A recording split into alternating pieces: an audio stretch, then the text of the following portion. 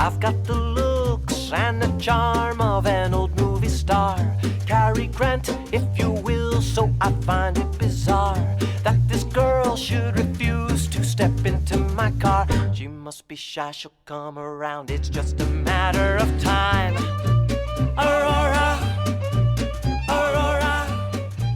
Hey there, Screen Beans, and welcome to Screen Snark, the show that celebrates all of the shows that are in our eyes, on our minds, and in our hearts. I am Rachel Quirky Shank. And I am Matt, a.k.a. Stormageddon. I didn't have a joke. Okay, that's all right. It. You don't always have The world is on fire. Oh, yeah, Sometimes no I shit. can't do jokes. We're here to forget about that for at least an hour or so. We're here to disassociate with you, loyal listener. Let's go to a sunny green pasture full of beautiful thoughts and shows and screens and friendship.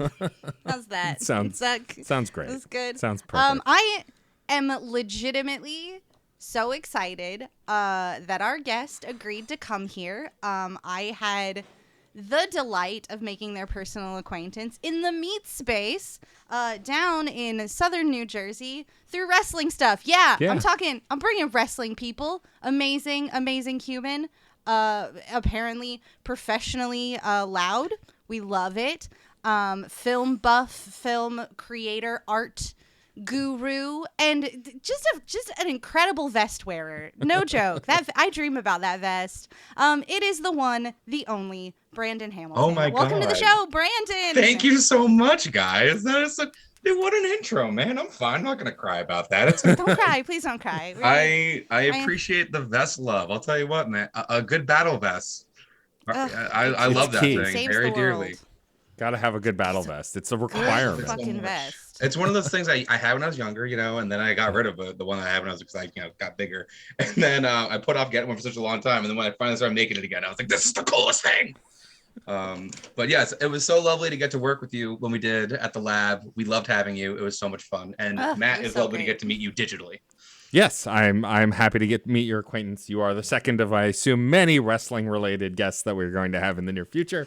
As my co-host has not only Gonna catch 'em all. not only become obsessed with wrestling, but has also begun wrestling. It's fine. I got into games media and started bringing games folks on, so it's all good.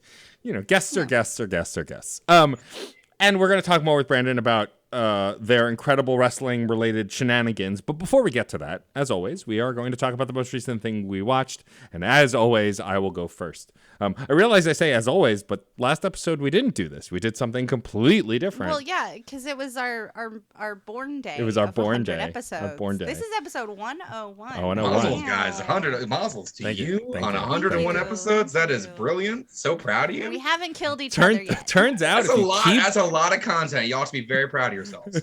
it turns out if you keep doing something, it continues to happen The numerically. weird thing about it, you just keep doing it. Wow. Just keep doing it, and there it is. It's done. You did it. We did. Wow. But Put that shit on a shirt. You keep doing it. It keeps keeps happening.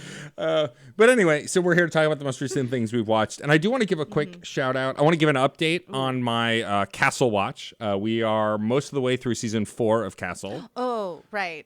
I was like, you're watching The Castle? Nathan Fillion show? The Nathan Yeah, the Fillion Nathan show. Fillion show. I'd never seen it before, and my spouse had. Nathan and so Fillion doing Murder, She Wrote. once it came right? on to Hulu, we both got excited, and so we're watching through it together. Yes, Nathan Fillion does Murder, She Wrote. More or less, you are correct. Best description You are I have accurate. ever heard of that show. You are Yeah, Yeah, accurate. Nathan It's Fillion's wonderful. going full Jessica Fletcher It's on true. this shit. It's It's true. great. You know what? The thing about it is they're both ruggedly handsome in all the right ways. Yes, exactly. Yep. Um, I would turn down a kiss from neither. Exactly. But and also I just want to briefly shout out Umbrella Academy season 3. It's not the most recent thing I watched, but it is incredible. And if you are a fan of both Elliot Page and a well-written trans journey, I highly recommend it because for those who don't know, it's not a major spoiler, but when Elliot Page transitioned, the writers also wrote the character Vanya to transition in this newest season to Victor Hargreaves. And they talk about it, and it's not a big production. It's pretty it's like a thing that happens and people talk about it and move on, like all things in normal life. And so Yeah. it was really well done. It was cool to see. And so I highly recommend that. If you haven't watched the show yet, it's also got the best season-wide soundtracks of any show I've watched, like jukebox soundtracks. So I think Scott Pilgrim and the like it has that kind of a poppy soundtrack that's really great. But anyway, the thing I am here to talk about is something that we've talked about on the show before. It is the gayest pirate show on the planet. I finished season 1 of Our Flag Means Death. Oh, I love that show so much. It's the best. It- it's the best. it- I've been hounding Matt. Yeah. It's so good. Oh, I love it. It is so incredible. So we had started watching it, me and my spouse, because it had been recommended by a lot of our friends, and more importantly, a lot of our queer friends. And like at first, it just feels like a goofy show that and this is more for the listeners since obviously you both have seen it, but like it feels like a goofy show that's just fun, Taika Waititi, usual nonsense. And The Office, but for pirates this time. right, Yeah. and it is for the first couple of episodes, but the way this show grows, the heart it has, the heartbreak it has, the absolutely brilliant writing, and like Taika is a man that I have always been attracted to, like on a level. Well, But his black beard, Yeah. it's just another level. It's unfair. It's just Mad Max Blackbeard is It's so Yeah. good unfair. looking. It is wildly unfair. Yeah. Gosh, I love that show. I'm so glad you got to see. First of all, what a great way to close up Pride Month is by Right? watching right. Happy the Pride. last 2 episodes of that season is so emotionally. You mentioned the writing. I'm sorry, I didn't mean to let you, but just No, please. you Oh, mentioned no, the please. writing. The writing on that show, the way those characters grow, because you make a great point. It starts and you're almost like, oh, is this like Airplane? Is it going to be like just goofy and silly? And then like, will it evolve into it's so fantastically silly? And that's sort of, and instead they're like, no, it's actually going to evolve into this beautiful, rich romance between these characters who are real people, which is even the better part is that like it's basically Yeah. these actual people, and they for a show that's a goofy gay pirate show, they did like enough research that like the history nerd in me is like, I'm fine with all of this. Yeah, it's anachronism in the correct way Yeah. that should happen, because like a lot of times we have to sort of update things because we don't speak the same way or conduct ourselves the same way, and it's nice to like bridge that gap, like that nice historical fiction-y of Oh it. yeah, absolutely. I was just at the Salem Pirate Museum, and they have both Edward Teach's and Stede Bonnet's flags on the wall, So cool. like as display, and I was like, I'm freaking out right now. It's so cool. I love them. I just the heart of the line, I'm folding shirts and that's okay, is so beautiful. Yeah. Like how Taika Waititi just gets you to feel emotions about somebody folding their shirts. Yeah. Unbelievable. It's really great, and like the cast is incredible. Like I've always been a fan of Rhys Darby for ages, ever since Flight of the Conchords. Like I've always loved, but I've never looked at Rhys Darby as someone who A, I could be attracted to, or B, who could do like a huge emotional range. He's not a bad actor, but he's always played a goof in everything he's been. He's more or less been a 2-dimensional goofy character, which is great. Comedy needs that, but like his depth in this show, and then even folks like Nathan Fode, I believe is how his last name is pronounced, who plays Lucius. Oh, is- Lucius is such a wonderful character. What I love about Lucius's relationship with what's his name with Pete is that Pete. it's not like it just happens, and it's not a commentary when John walks in on them. It's just matter of fact, or was watching them. Like it's not treated as an occasion, which is nice. It's just is. Yeah, it's not a plot point. Like the fact that they're together is not like a vice or anything to the story. It's not like one of those like, in a show that already has like 2 star-crossed lover type things, like there's no need to continuously have it. So by having them just be a relationship that exists and it's funny you say that, because I feel there's a scene where like Izzy tries to sort of be like, oh, well, what if I tell these people about this? And everyone's like, all right. Right. I mean, this is sort of what it's like out here on the boat. So better get Yeah, used to we're it there, doing Izzy it. Hands. Sorry to disappoint you. We're a polycule. It's Right? fine. It doesn't matter. It's such a cute moment because he's just like gets so defeated, and oh god, it's such a good show. The thing about that moment specifically, and I commented on it when I was watching it with my spouse, is like when Izzy goes in to insult them, he doesn't call them a fag. He doesn't like use slurs. He calls him a bitch, but he would have called anyone on that boat a bitch. Like it wasn't because Lucius and Pete are gay. It was because he's pissed, and that's the word he's using. Yes, and you could, exactly. and I couldn't explain to you why it feels different. It just does because of how well these characters are written. And I didn't think Izzy was homophobic. I thought Izzy was an asshole, which is what we're meant to think. Which is brilliant. Also, the guest cast in the show is just through the roof. And when Will Arnett showed up, I went, "Oh, so he's going to be an asshole." And lo and behold, 100% right. Because if Will Arnett can do anything well, it's be an asshole. Also, like even Fred Armisen, to see him play still the Fred Armisen type, but like be ruthless and be fucked up and like twisted, which is not a thing we always get to see him do. Like, and then freaking Spanish Jackie, like Leslie Jones. I love Leslie Jones, and she's just so good. And like so we're gonna spoil some stuff. If you don't want to hear like major plot points, skip ahead like 5 minutes. We just want to, but like for like Leslie Jones specifically, the episode where Jim goes back to talk to her and like they hash their stuff out, it just feels so adult in this weird way. It's really wild. And like that's all the performance of the acting in that scene. Like it's not, and because we've gotten to know these characters in such a short time, I love the guest cast. I love also like the high society scene with Nick Kroll and oh yes, the French aristocrats. Chef, you have such an outrageous way of eating your food. Like it's so silly. I love it so much. Also, the B plot in that episode, just the the Nigerian, genius. It's so brilliant the way they layer stuff in. The B plot of like every episode is in service of those characters, but also in service of the greater plot of that particular episode, which is overall feeding the greater plot of the entire season. Which I think is one of the things about that show that I like is that you can tell it was fully conceptualized.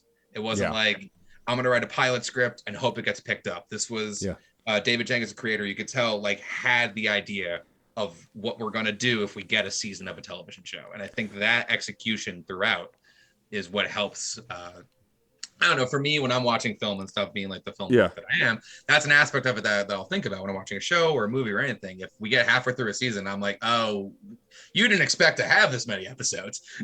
You know, you can tell sometimes. Yeah, looking at you, Obi-Wan Kenobi. I loved that show, so I refuse to talk about it right now. But to go back to Brandon's point, the example of that is the last 2 episodes. Claudia O'Doherty, who plays Mary, the ex-wife of Steed, she's a punchline in the first couple of episodes. She's a bit, but in the last 2 episodes, you get an entire character. You get a whole arc. You're rooting for her, someone that you're supposed to be on Steed's side. And in those 2 episodes, until Steed decides to leave, you're like, oh no, Steed's the asshole here. He shouldn't have come back. But like they turn that on its head so fast because you're rooting for Steed up until that moment, and then all of a sudden you're like, oh no, I like Mary. Wait, what's happening here? And like that's brilliant writing that they had an arc for, and like. God, the heartbreak in that final episode too, like the way it ends and everything. Like, I don't want to go too into it, but like everything with Edward is the arc of Blackbeard is so brilliantly done, and could have only been pulled off by Taika. Like, the whole time, like my spouse and I are just like, oh, he's heartbroken. This is terrible, and like. The writing is so phenomenal. A show, and Rachel and I have talked about this on the show before. A show that's just as likely to make me cry as it is to make me laugh is the best comedy. Absolutely. Absolutely. Anything that can emotionally in one scene feel debilitating in that way where you relate. Like, I think one of the reasons that the end of Our Flag Means Death, like I think when you're watching it and you get that emotional feeling with those characters, the reason it hurts, is that it's reflective of a moment that a lot of people, I think, live through in their life. I think we all have some of those like real intense heartbreak moments. And I think that's what makes this silly pirate show that 80% of the time is goofy. But, when it wants to like remind you that there's a real character or a real person to the character, it does a wonderful job of that. One of the things throughout the show that Reese does very well is Reese Darby when he's dealing with like the ghost of the officer that he kills, and he plays these little drama moments within himself, and I feel like it's such a home run for Reese Darby. Earlier, Matt, you had mentioned how he plays a lot of silly characters and he does stand up. I'm sorry, I'm actually going to see Reese Darby tomorrow do his stand up show. I'm very excited. Yeah, that's amazing. Very excited. I'm so pumped for it. So cool. He's such a good comic, and it's so wonderful to watch him be goofy. He's so good at being goofy. He does he does something in comedy that I think a true comedian has to understand, which is you have to know how to make yourself the butt of the joke and get the sympathy out of that, but not get the pity. There's a difference between sympathy and pity. And it's like when you watch the old Charlie Chaplins and stuff, you feel sympathetic for the tramp and stuff. You don't necessarily, you feel bad, but not in that way where you're like, oh my God, no, this is horrible. It's more like, oh, this guy, no, this poor, they'll figure it out kind of thing. You feel that this sort of plucky little goofball. You start rooting for him and stuff. And that's what I think Reese is able to do when he plays, like when he play on Flight of the Conchords, like Murray. You want him to be the best manager because he's trying so hard. He's so bad at it, but like he cares so much, and like the Conchords have no desire to tell him otherwise because they also want him to do well. Like they believe in him. He has the best scene of that entire show, which is I think in the pilot when he's like, all right, band meeting, and he's like, you have to say present if you're here, and Jermaine's like, I'm right in front of you, Murray. And he's like, I can't until you say you're here, I can't mark you down. And it takes a certain comedian to be able to know they're being the dummy, but not have it be like, oh, this guy. Yeah. I know that the series broke really bad near the end, but the Voltron series where he plays sort of like the ship's like bumbling uncle father type figure, like he has that certain level of like comedic pathos where you're just like, I love this guy. He's such a fool. He could play goofy Alfred, like he's that, oh goodness, I'm bumbling and falling and stuff, and like almost like Rowan Atkinson with Mr. Bean. Like it's there's a certain art to that I think I don't know, I definitely feel like as someone who loves comedy, that's a very specific style that's been lost over the years. When you find a good physical comedian, it's always wonderful to see them because not a lot of people get it. They think like, oh, I fell down and that's what's funny. And it's like, well, no, the reason why you fell down is what's funny. We have to make it work. Yeah. I think also this show, why it works so well is it's got such a great cast of folks who can steal your attention so easily. I mean, thinking about Samson Kao, who plays Wande, so wonderful. Typically, that kind of romantic arc you see coming a mile away, but the fact that I did it, and the fact that it still lands, and like the scene where they're talking about mutinying against Izzy, and he's talking about finding a leader, and they all look at him and they say, "Well, you don't want it, so obviously it has to be you." It has to be you. It's like, and like it's just like before that beat happened, my partner Sarah went, oh, it's him. It's got to be him, right? And like, it's just like, or even Frenchie. He happens to be the most level-headed of all of them. But like, even Joel Fry is Frenchie. He's the straight man in the scene, and that's what's so totally great about it. And he is often, but like even folks like Joel Fry and like Christian and Narn, like they can both be the straight man in the scene and be goofy funny, and they go on both ends throughout the series. And like most of their jokes, or even Buttons, like Buttons' jokes are always Buttons is such an amazing character. Like is subtle. He's like he's playing every scene straight. He's a lunatic, but and I love that level of comedy too. Like he is not joking in any of those moments. He is absolutely 100% sincere, and that's why it's funny. When the bird's wife lands.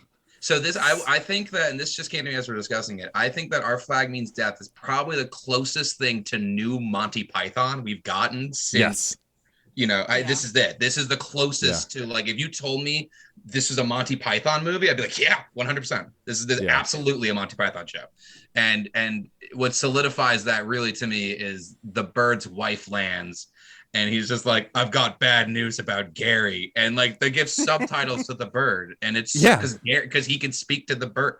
And it's just such a silly thing where like I could see like a Michael Palin doing that scene back in the day, and I could see there's so many, like a Graham Chapman could have played Blackbeard, and now I'm just thinking about how it would have been a Monty Python project, but that's the energy that it has. It has that creative silliness that it can be a serious project, like Life of Brian. Life of Brian's got moments where you're like, oh wow, they're really making a point with this movie, but underneath all of that is this very funny joke, and that's it's just a wonderful thing. I'm very glad you watched it and enjoyed it so much. That's my favorite thing about the show is as I've yet to meet a person who's watched it and not enjoyed it on some level.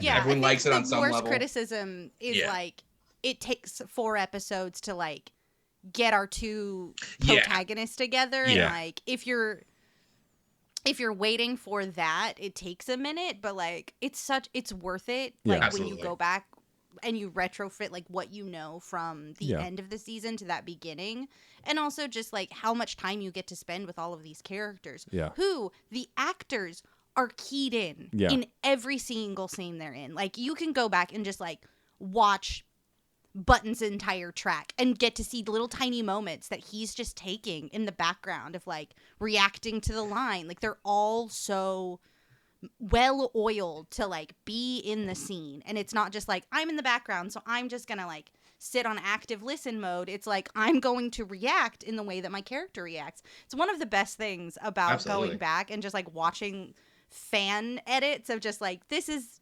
every reaction that Buttons is making back here, and it's just so it's comedy gold. It's so rich and dense in the best way. It's 10 out of 10. Yeah, it's one of those shows also that like it. The reason the first 3 episodes are so listless is to make the impact of the 4th episode land. If they want the audience to feel as listless as the crew does, right? Confused. Why are we here? What's happening? Is this ever going to get better? Like that, and they convey that so well, and that it makes that impact of the final arrival of Blackbeard so much more impactful, and then the rest of the steamrolling of the season. Also, it's just gay. It's as gay as the day is long. And even when Blackbeard first meets Steed, and Steed's like tied to the deck of the boat and he's looking up at him, that shot. I mean, like that's one of those like beautiful glory shots that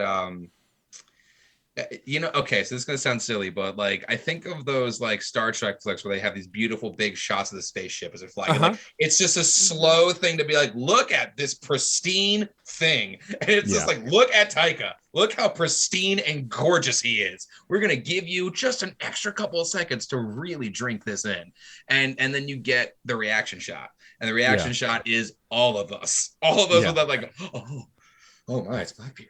Like we all have that like, oh snap, okay. Oh god, it's Taika, and somehow he's here, and he's so much than better Thor, looking and I'm dying. Yeah. I mean, also the cinematography in the show is phenomenal. There's a scene in the Oranges episode where like it's the final scene after they find the petrified orange with the low angle shot of just the broken church and the tree. Like it's not only written well and acted well, it's shot well. There are a couple of moments where the green screen is obviously a green screen, but like in a current pandemic world, that's going to happen. Like you can't always shoot on location. But like those few moments aside, like everything else was just phenomenal about this show. It might be one of my favorite shows I've watched in a long time, and I am absolutely over the moon with it, and I cannot wait for season 2. Yeah, you watched it after we already knew we were getting a season 2. I did. Imagine our fear, our concern. It was one of those things where as we got closer to June, I was like, these guys, they're gonna do it on Pride, and we're gonna freak out. We're gonna be on Pride Month, and we're all gonna be like, we're gay pirates now.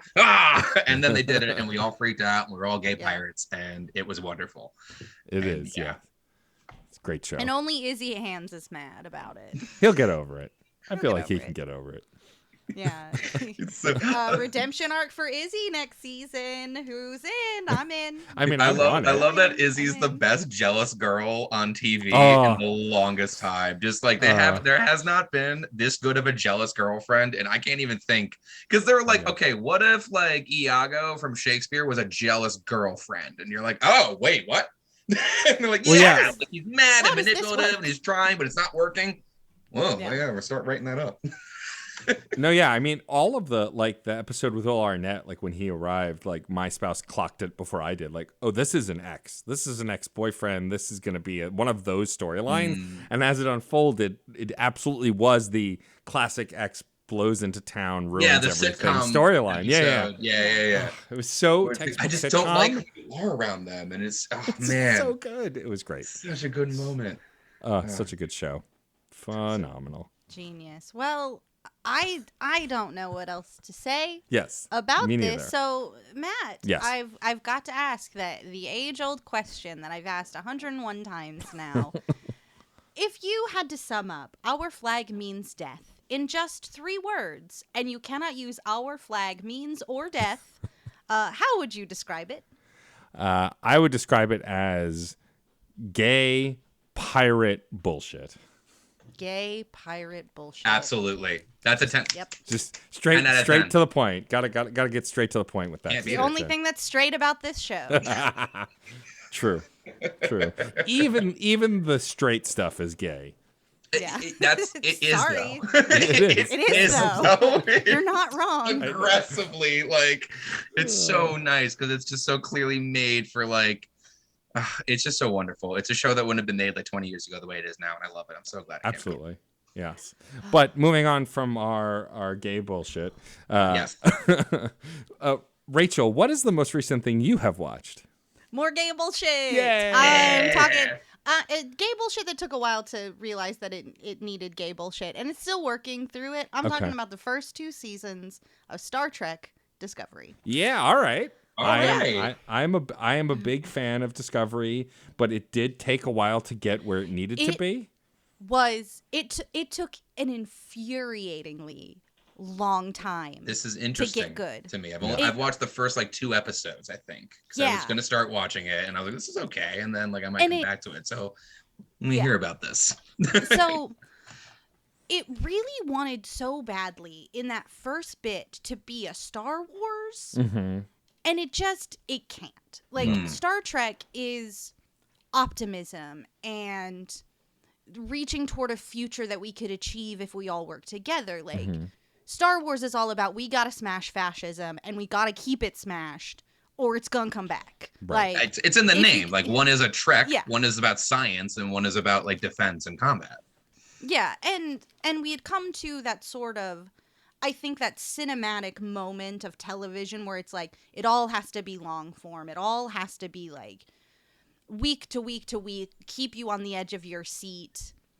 Oh no, kind of vibe. And because that is sort of antithetical to Star Trek, those first like 6 episodes just did not land for me. I remember sitting back when, spoilers for this, when Michael is brought from the prison cargo ship onto Discovery. Everyone is just so mean Yes. and nasty.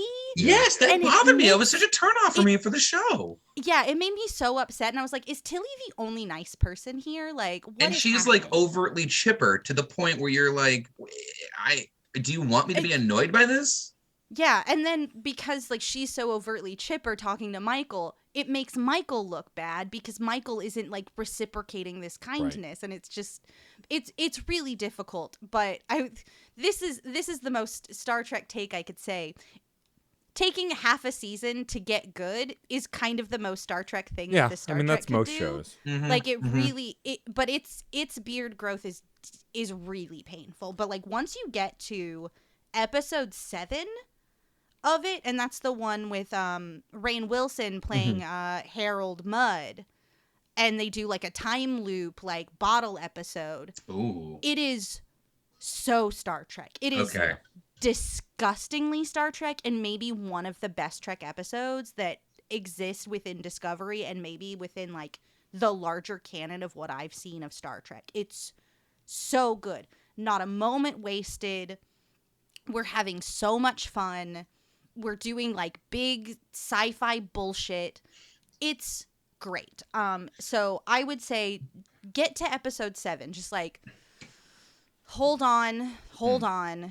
it really and like I was tweeting about this live and everyone's like, it gets better. It Yeah. gets better. One of my good and friends is a hardcore Trekkie, so the same thing to me. Yeah. My buddy John is like, since we were kids, he was like the Trek kid and I was a Star Wars kid. We'd argue about it for years and years and years. And then, you know, eventually I grew up and like realized what it was that made Trek so entertaining. And you know, Rachel, you touched on it, you know, the science fiction aspect. And I think Trek also works best episodically. Like this is today's episode. Today's episode is we're going to go to this planet and do this. And that's what the early, like I love going back to the original series of Star Trek and just sort of watching it to be like television history is so cool. And like there's so much about Trek, the show, that's so important to how we tell so many hour-long episodic stories. So as you're saying here, the fact that they came to this, and it's interesting to hear you say that those first 6 episodes are like almost its own thing. And because I'm sort of in between that area when I was watching it, I definitely feel that. I can see now how like, oh,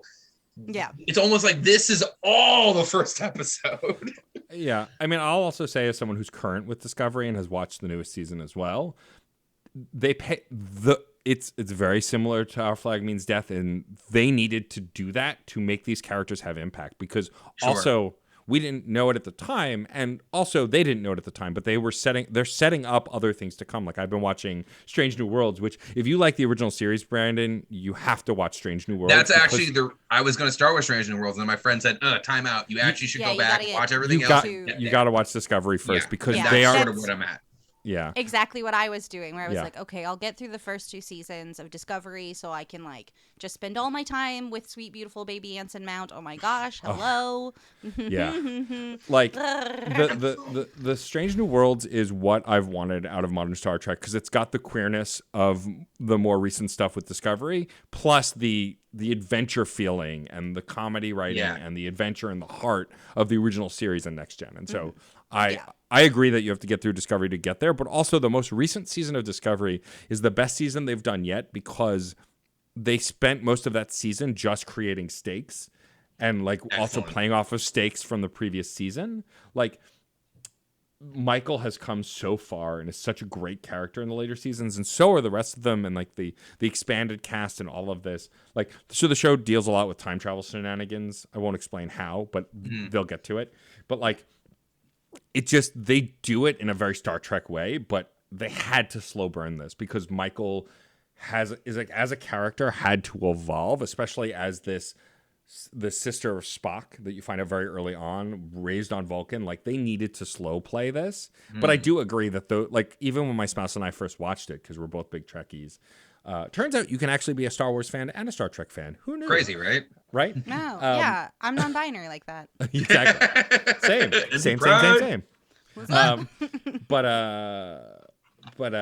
Yeah. So like, but I think that once you get to the late, because of those earlier moments, the later stuff really starts to shine, as you were saying, Rachel. And I can't wait for you to get through the later seasons because I think they drop even a lot more of the stuff that I felt was holding it back. The show was only supposed to be, I believe, 1 or 2 seasons, and then the original showrunner left and a new showrunner came on.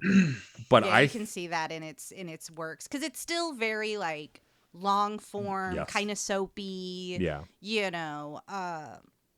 And that never goes away, but they do it in a different way, and the episodic nature of it. But I will say that once you both get to Strange New Worlds, that will have the episodic flavor you're looking for, while still peppering in long arc stuff, but in a more Star Trek-y way. Also, the cast on Strange New Worlds is just incredible.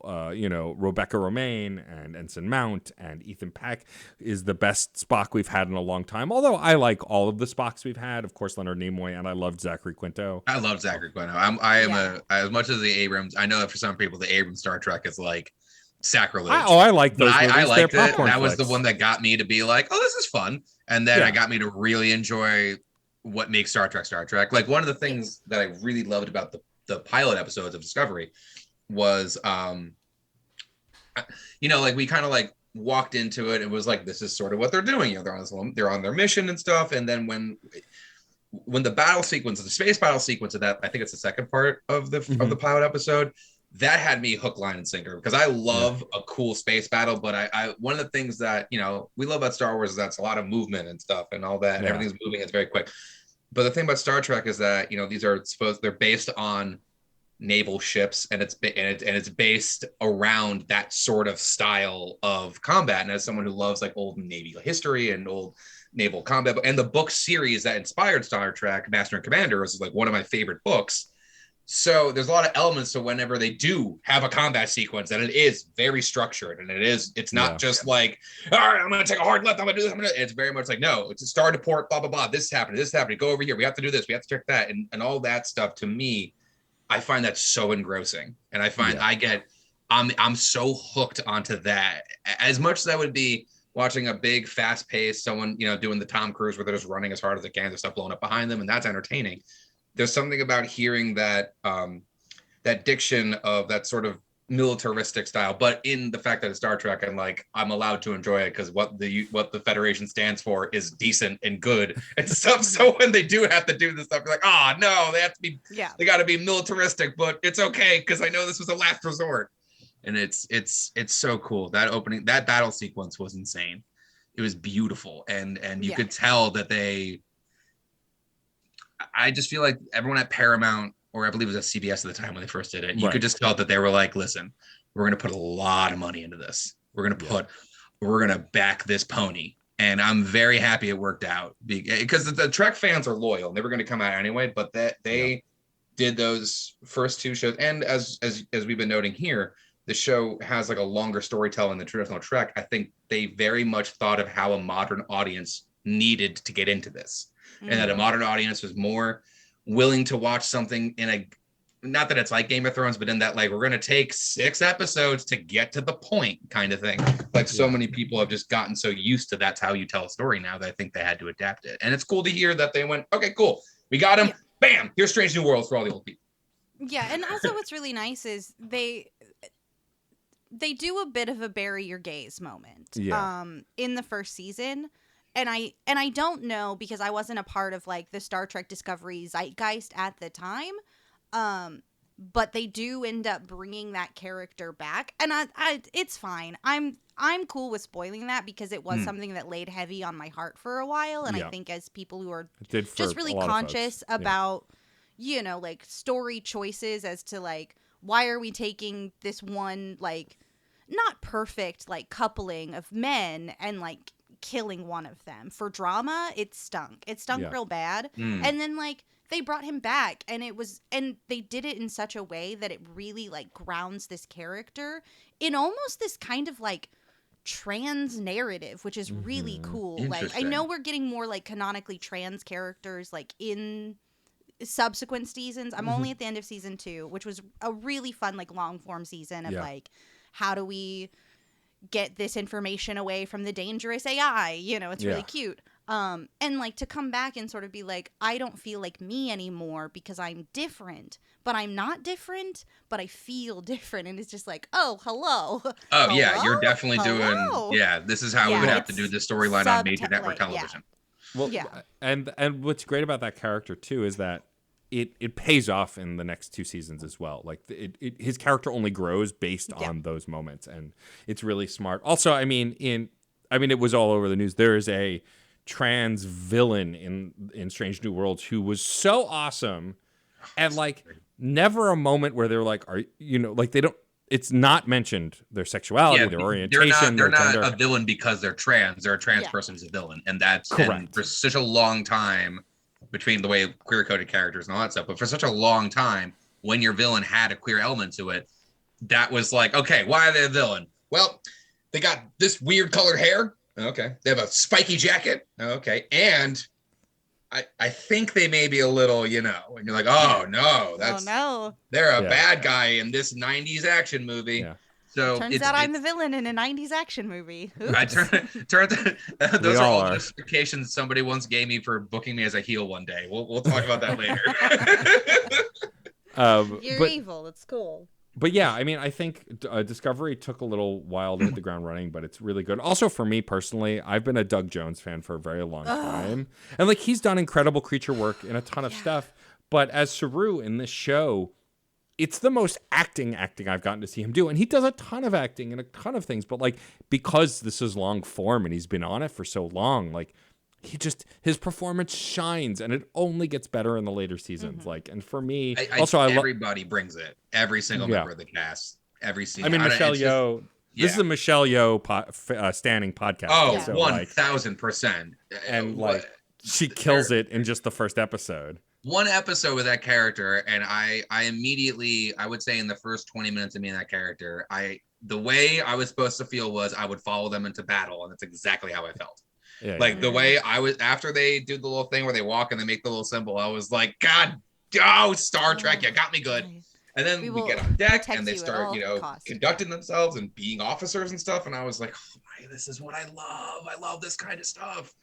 And yeah, it was such a wonderful. It's very cool, and I'm very excited to hear that the way it evolves, the way it moves, and stuff. And I knew when I was watching those first couple episodes that because I messaged my friend again, who for years we've gone back and forth about this, where I was like, this is the one, man. This is it. I could see how you could show somebody this and be like, you never seen Star Trek? Okay, check this out. Okay. Yeah. You should watch this. It's actually pretty good. I think you'll like it.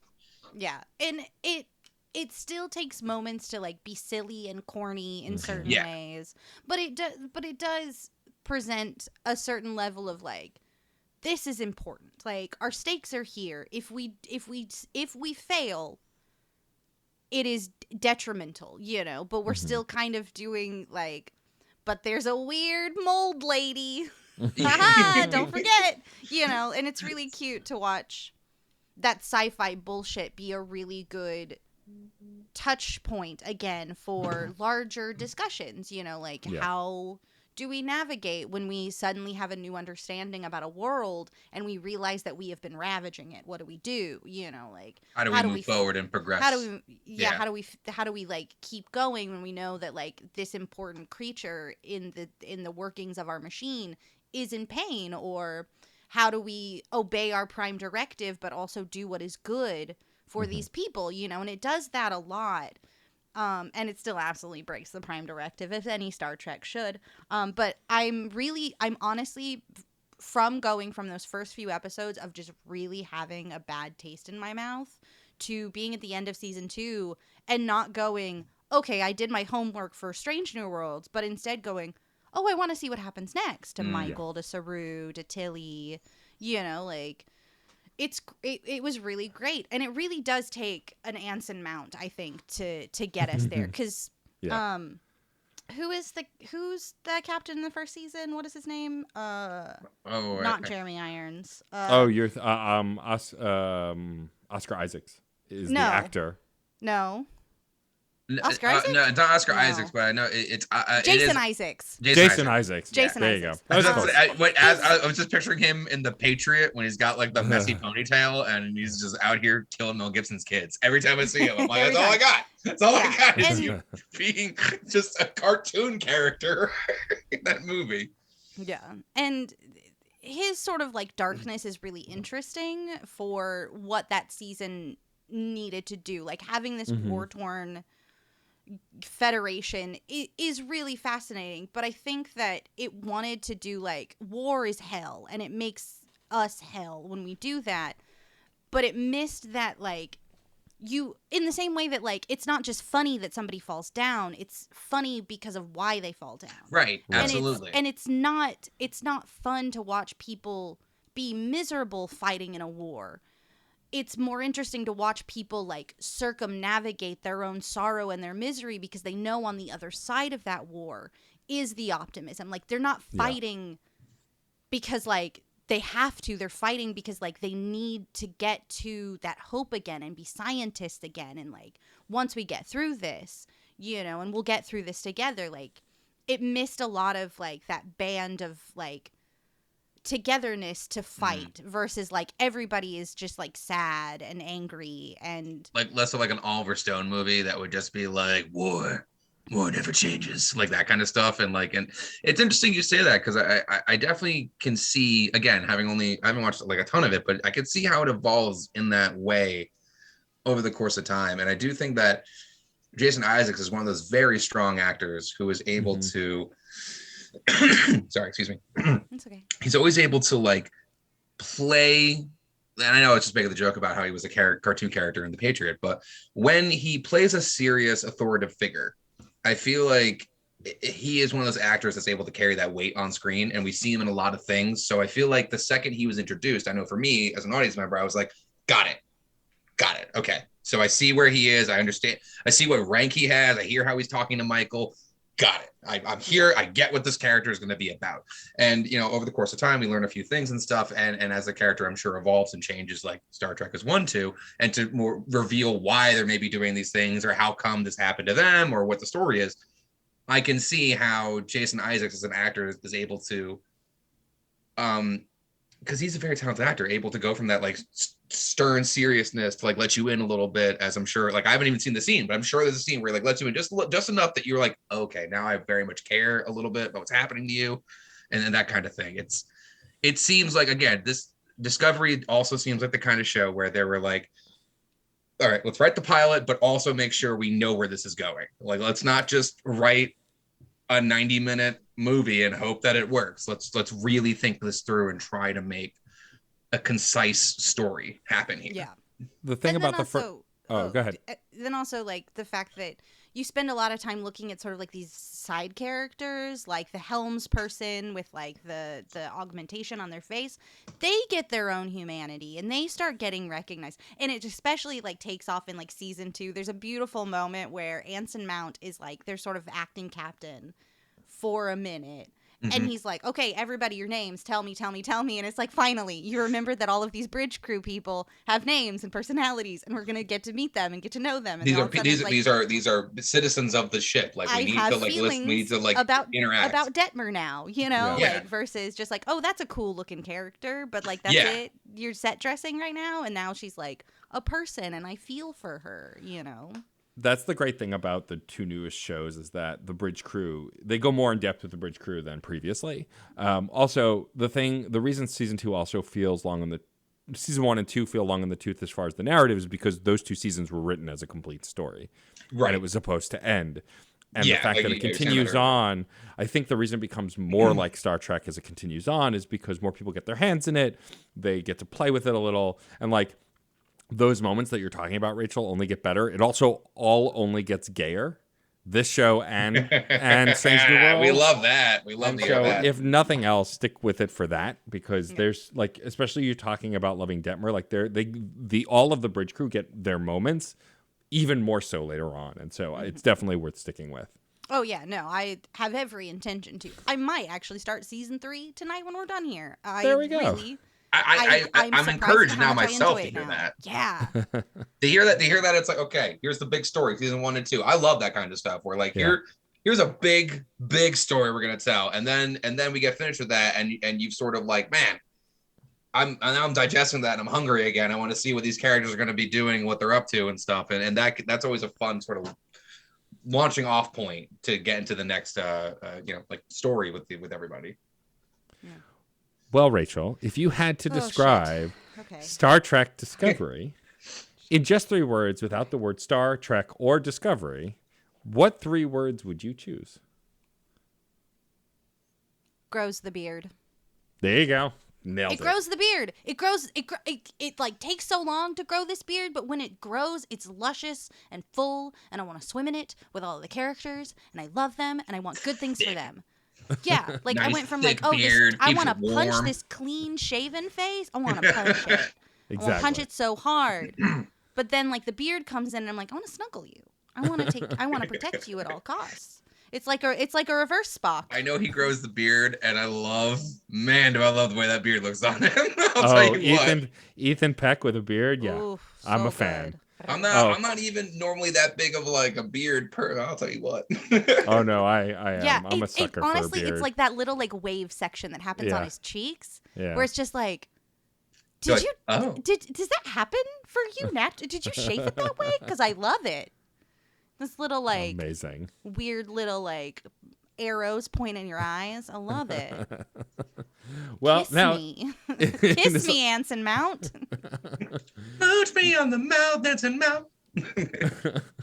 That's my song. for Dancing Mouth. now it is time for our glorious guest's turn. Brandon, what is the most recent thing that you have watched? Okay. So I'll tell you what, I wish I had like actively done this on purpose to be like, I happened to watch one of my favorites, and I did. But I didn't even think to do it on purpose. It just happened to be the last thing I watched, which is a movie that if you had been following me on Twitter in like December, I was talking about it a lot. It's one of my favorite movies of all time. I watched Heat, the 1996, I believe, masterpiece by the great and one of my personal favorite filmmakers, Michael Mann. Heat is a absolute masterstroke of all the things I like in filmmaking. It's a technical masterpiece. It's extremely well acted. It does so many wonderful things. And just before I jumped on, I watched a couple of my favorite scenes to sort of like refresh it into my brain. And so do I just like jump in and just start being like, this? Yeah. Is okay. Take All right, us to folks. church So why if you've this never seen movie is Heat amazing. before, Heat is this incredible film. It stars Al Pacino and Robert De Niro. It was, I believe, the first time they'd worked together since Godfather Part 2. I think that was like the big thing when they got together. And the film is about Robert De Niro plays a professional career criminal who is a very straight-laced, has a code, the kind of criminal that we as an audience can sympathize with. It's right. Somebody that Michael Mann puts in a lot of his films is this type of character who is a professional, not some kind of crazy psychopath just like holding up a liquor store for no reason. Like this is a person who thinks their stuff through and does it very technically. And then on the other side of the coin, you have Al Pacino's character, who is also a very intense and serious person, but he's like the police detective. And so it's a cat and mouse game between Al Pacino's character, who is looking for and trying to chase down Robert De Niro's character, and he becomes aware of who Robert De Niro is relatively quickly in the film. And it's just these two, you know, the arc of the film is these two like masterminds just trying to outmaneuver each other. And every time one gets closer, the other one moves, and so on and so forth. And that's the film, man. It's brilliant. Have either of you guys ever seen it? I have. It's been a while. It's funny. Like Michael Mann as a creative force is not someone that I actively sought out, but I've seen a lot of his work. It's funny too because I support a paid version of a podcast that I like called Waypoint, which is a gaming podcast, and their Waypoint Plus feed is like side stories and movie stuff and non-video game stuff, and they have a series called Manhunting where they're just going through the works of Michael Mann. It's great. And they were talking about recently, apparently he's putting out a sequel. Yes, the novel is coming out. But it's a novel. August. It's only a novel. Only he's doing a novelized version, a novelized sequel to a hit movie. It's so bizarre, and I think it's hilarious. It's a sequel and a prequel because it tells the story before Heat and what happens after Heat. And it's one of those things where like a dork like me is just like, yes, I will. And thank you. And thank you, Michael Mann. Thank you for thinking of me. Oh my God. I can't believe you did this for me. But it's not even Brandon's birthday. Right? It was just my birthday last weekend. He was like, here you go, buddy. And I'm like, oh my God, I'd kiss you on the mouth. So reasons why I love this film. So as I was saying, it's this cat and mouse game, but Michael Mann has a style of filmmaking as a film student, I wrote one of my big papers for a master's degree was actually on Michael Mann's filmmaking and stuff. So it's one of the reasons why I think this might be one of my favorites. But his style of filmmaking has heavily influenced a lot of filmmakers, specifically since Heat came out, in that he tried to ground a lot of the action as much as you could. So that I think if you look at it, when this film came out, movies like Michael Bay movies were starting to come out, and like Speed had come out, and action, and like, you know, the 80s action movies were just these big, ridiculous, over the top, nonsensical things, which are wonderful. I love action movies. They're so dumb, and I love them so much because of how dumb they are. Like Delta Force is one of the dumbest movies I've ever seen in my life, but I'll watch it because it's entertaining, you know? Right. It's the kind of thing you shut your brain off and you watch. Yeah. But with the Michael Mann film, and specifically Heat, you know, Heat is a very long movie. It's almost 3 hours long. I think it's just under 3 hours long. And it is like we were saying before, it's a slow burn.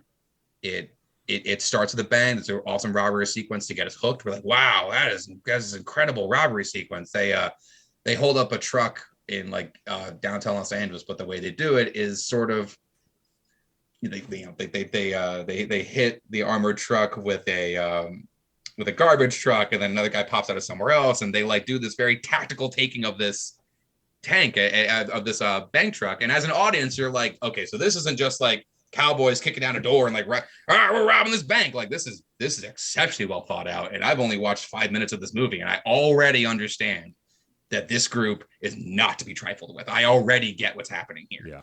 Yeah. So yeah, it does this thing that when I think a movie is very good, it's the concept of there's not a scene or a line or a beat that's wasted. Everything is in service of the plot. Whether or not you want to watch a 3-hour movie, you can then debate. You could trim out some of the fat here and there. But Heat for me is a film that everything fires on all cylinders.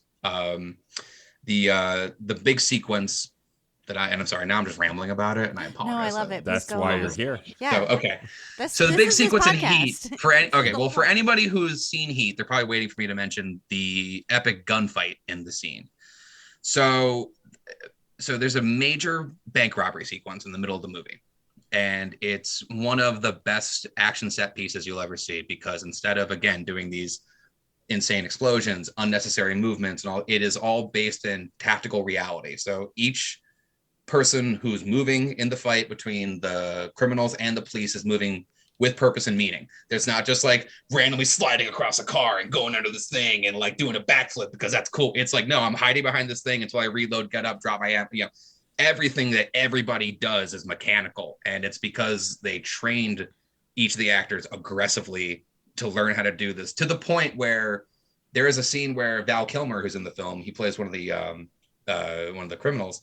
He reloads his weapon in such a way that I believe it's the Marine Corps. Forgive me if I'm wrong, any Marine out there, but there's one branch of the military that actively uses that sequence to teach people how to like reload under fire, like a scene from a movie. He did it to such a degree that they have to be like, yeah, so you know how we're like, not so great. Turns out this actor's really good. I've always found that to be so interesting, that the dedication to getting it right led to like the U.S. military being like, shit, we should use that clip. That's awesome, guys. But then underneath all the, this incredible action sequence, which again, there's not, instead of it being drowned out by over use of music or having like, I think in the modern era, we mentioned jukebox soundtracks earlier. That's a very common thing these days. I think we've all become very common to huge swells of music and big scores, or a pop song or something that almost takes away from what we're watching. Like, are we supposed to be registering that people are getting killed in the scene? Are we supposed to be registering that violence is being taken place? Are we supposed to be registering that stuff is happening? And what Michael Mann does is he does not have over symphonic soundtracks. He doesn't have music that is out of place. So every time the guns are firing in the scene, and I know, and I want to apologize. I'm sure that if there are people who are upset that I'm discussing weaponry and stuff like that, it is a major part of this film. I just want to say that. I don't condone the level of violence in this movie, but just want to go ahead and say that. But anyway, but it's pretend. We're pretending. But it's pretend. But one of the things they did about the film that's so interesting is it's shot in downtown LA. They shut down part of downtown LA. So when they're firing off these rounds, you hear the booming echo of every round that's fired. So it's not like pew, pew, pew, pew, pew, pew, pew, pew, pew, pew, the way like some movies do. It is loud, and it is an assault on all the senses. It is frantic. The editing is all over the place. There's constant frenetic cutting. There's sometimes very subtle uses of slow motion. Then suddenly it's sped up just for a couple of frames. Or, we're not getting a very clear shot that's in focus, or a character's hiding behind something, or it is chaos captured on film in such a way where I was just watching it with my partner. I've seen the movie. I mean, I wrote a paper about it, so a disgusting number of times. It's like insulting me to see the movie. Honestly, Michael Mann owes me money. But Michael, pay get on Brandon. that. Yeah, Michael, give me a free book. I love you at the Ham Tweets. But seriously, it even when all the times we've seen it, we were both sitting here just in silence watching the intensity of this moment, because, and again, I reference those other action films because there's a place for your Michael Bay movies and your John Woo movies and your Marvel films that are these big splashy over the top numbers. And I love them for so many reasons, but when you watch a sequence like that, and it wants to remind you that this is intense, this is scary, this is not fun, this is not supposed to be a romp, this is not supposed to be silly, like these guys are like pinned down, and like the reality of the situation is turning against them very quickly. And that's, I don't know, and that's so good. I just love it because again, while all that is going on, there's like character studies happening too. And you're like, this movie is 3 hours for a reason. Right. So yeah, so so anyway, I could keep rambling about it, but I'm interested to hear, Matt, if you have any thoughts on it too, because like I said, I could just continue. I'll just get my paper out. So as you can see, when he made the film Thief, we all see a reference to that in this movie. So I mean, I have to be honest. I'm just not a huge like. It's a movie that I enjoyed, but I've only seen it once or twice maybe, and it's been I feel a like it's while. like The Godfather. It's one of those flicks that people see to be like, I've heard this is really good, and then you watch it, you're like, oh wow, cool. Yeah, it was really good. You know, Yeah. and also, I don't know. It doesn't. For movies to leave an impact on me, they have to have a few different things. And I think that for me, because I'm such an auditory person, if there's not a pop soundtrack or if there's not a sweeping score, I get lost. I can get that. I get that.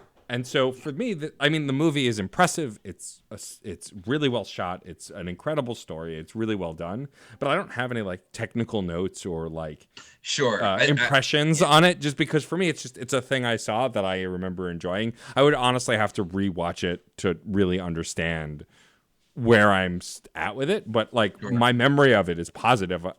I think that it is obviously I mean, Michael Mann is known for doing incredible work, so it's a technical masterpiece, and it's shot really well, and it's acted really well. But I don't have much more to add other than what you have way more exuberantly already explained. I loved it. I will say I haven't seen this movie. I but strongly recommend it. You Like, sold obviously. me. You truly sold me. Just Cool. I love movies that like know what they need to do. They do that. They don't like There's get no lost BS in this in their movie. own. Yeah. No BS in this movie. Everything tasty. Yeah, it's almost a reflection of the characters in the film, and that it's so mechanical, and it's so and there's times where like we see there's so many interesting things about the film, because underneath, like I said, this incredible filmmaking techniques and the shots and all that stuff that are reasons why I love it, because I love the technicality of the filmmaking as much as I love the story of a film. In this film particularly, there's this interesting way that they have these two characters and the way their lives are mirrored each other. Like, so Vincent Hanna is the name of the character that Al Pacino plays. And Al Pacino is basically like this strung out sort of detective. He's a homicide detective in Los Angeles. And he has a rough relationship with his wife. And he has, a sort of off relationship with his like sort of stepdaughter and stuff. And like, he's trying to like live in a way where, but he's not happy at home. It's almost, you can tell that like he just thinks he's supposed to have a wife. He doesn't really know what to do. And so the only thing that he knows how to do is work. So we watch his character just pour himself into his work. And then on the other side of that coin, we see this character in Robert De Niro. Neil McCauley is his character. He's the leader of this elite group of bank robbers. And this is a guy who's spent his entire life focused on work. And then he meets this love interest, and he sort of starts to maybe change his tone a little bit. There's a great scene in the film. I keep saying that. There's a lot of great scenes in the film, but in addition to the major action set pieces, one of the best acted scenes in all of cinema is between, and I say that very ambiguously, but it's this excellent scene between De Niro and Al Pacino where they meet each other at a diner. And these are two characters who've been chasing each other. They finally meet and they talk to each other. And it's literally this conversation of like, so what do you do? And he was like, well, I'm a cop. That's what I do. I go, oh, well, cool. What do you do? I take down scores, man. All right. Well, I'm going to have to come get you one day. Oof, you better be ready for it. Like, it's this great scene of two people who are like, yeah, I'm waiting, hon. I'm here. Whenever you want to try and come and take this, you can. And it's so powerful because the scene unfortunately has like a line that I'm sure many douchebags have quoted throughout the years, where it's like, you can't Robert De Niro's character's whole mantra is like, you can't be attached to anything that you can't walk away from in 60 seconds flat when you see the heat coming from around the corner. Like, and that's sort of his mantra, is like, if I can't drop everything at the bottom at the second I see a cop, I can't have attachments to anything. And so when he meets this woman, this female character, we watch him start to question some of that and stuff. So it's so taut, and it's gritty in the right ways, where it's not gritty in like a in that sort of I don't know, it's not like a 1970s detective movie where it's gritty and dirty. It's gritty in that way where you're just like, oh, this is just like these guys are at work. This is It's work. not glamorous. Yeah. Yeah, there's no you know what it's missing that other movies have? Other movies would have the whole like, all right, boys, this is what we're gonna do. Boom, all right. And so we're gonna go in through the front, and then Neil's gonna come out from the side. And like, all that like the Ocean's 11 type sort of where they walk you through the whole plan. They don't really walk you through any of their plans. Like you sort of have to be paying attention to what they're doing to really grasp like, oh, he just bought dynamite. I wonder when they're going to use that. Oh, they're blowing a hole in this door. Oh, he got this diamond drill bit. What's that for? Oh, they're going to drill into this thing later. Oh, cool. So just a series of Chekhov's guns. Yeah, everything has a purpose. Everything has a reason. And Michael Mann famously is very, and something that if I ever get the chance to make film, I think one of the reasons I like this is that I love, as much as I'm like a big over the top funny dude, I love realism in movies. And I love when a film can like replicate something that I would never see in my life, like this crazy, bank robbery. Nothing, I would never see that. But if I would, I think this is what it would look like. And so to do that, he gets actual criminals and actual cops to come in and teach everybody everything, like actual safecrackers, actual like former like crazy bank robbers and stuff come in and explain everything that you're supposed to do. So that way, when you're watching on screen, you're like, yeah, that's how you do that. It's such an important, for what I like in certain movies. That to me is such an important reason why. So yeah, so that is what I've been watching. All 3 hours of it. Beautiful. I love that. Well, Brandon, talking about it. now I have to know. I get to ask you. I love this question. If you had to sum up Heat in just 3 words, and you cannot use heat or heat or heat, how would you describe this film? This 3-hour film. Visceral.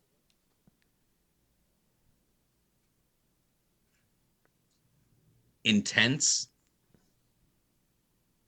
Art. Visual intense art. Visceral intent art. Visceral Chef intense heat. art. Intense art. Chef Absolutely. heat. Perfect. Because there's a lot of framing in that movie where you're like, oh, this is an artist made this. An art. It's someone who understood an art. And I'm that because I had them written down before I had like the DP and all these people, like everybody. 10 out of 10. 10 out of 10. It's just an incredible piece of art. Well, thank you for sharing that with us. Yeah. We're so glad. Thank you brought guys that for film today. giving me a platform to talk about it. Please. This has Oh been my gosh. That's so the whole wonderful. point of the show. Yeah, it's Like- our treat. I love this. I love film is such an important part of my life, and so is television. They've been my best friends since I can remember. I truly have such an emotional attachment to movies and TV that getting the opportunity to speak about them, specifically one that I love as dearly as Heat, was so nice. So thank you for letting me. Absolutely. And like before we wrap up, I would love to talk a little bit about the thing that you do most of the time. You wrestle. You are a wrestler. You are professionally loud. So I would love to know, to start, like, how did you get into wrestling? Did you do the route that a lot of us did? Did you were you like watching wrestling as a kid? Show us your film school to wrestling pipeline. Right? Like, how does that happen? Well, because like I grew up watching wrestling, like a lot of.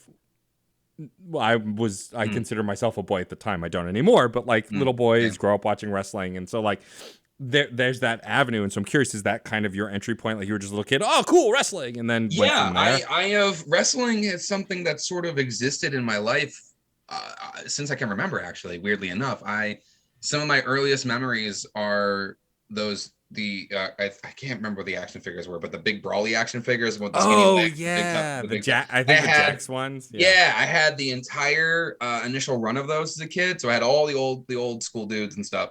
And so growing up, I had an older sibling who was sick, so I had to stay with my different family and stuff, and I had older cousins who I would stay with. And so this is like, we're talking like 1991 through like 1994-ish. So they were watching that like new generation era stuff. So that's sort of my earliest memories of watching wrestling, go all the way back to like the end of like that sort of golden era of the 80s into the early era of the new generation. And then when I was finally like sort of old enough to like really instinctively want to watch it, That was around the time Austin happened, and Stone Cold Steve Austin. I mean, I was a kid in the '90s, so he was the coolest thing that's ever happened in the history of cool. Yeah. But you know, I was one of those kids that got in trouble and stuff like that, and so seeing a character like him, you know, giving the bird and stuff to people and telling authority to piss off, all that, man, I loved everything about it. And then I fell out of watching wrestling because unfortunately people made fun of me, which is what happens. I had a lot of things that people made fun of me for, and that was one of them. So I decided to drop wrestling. There's other stuff I could go with, but I unfortunately dropped. So I didn't. And it's interesting to me because there's a timeline there that I think a lot of other people really got into it, which is that early 2000s era.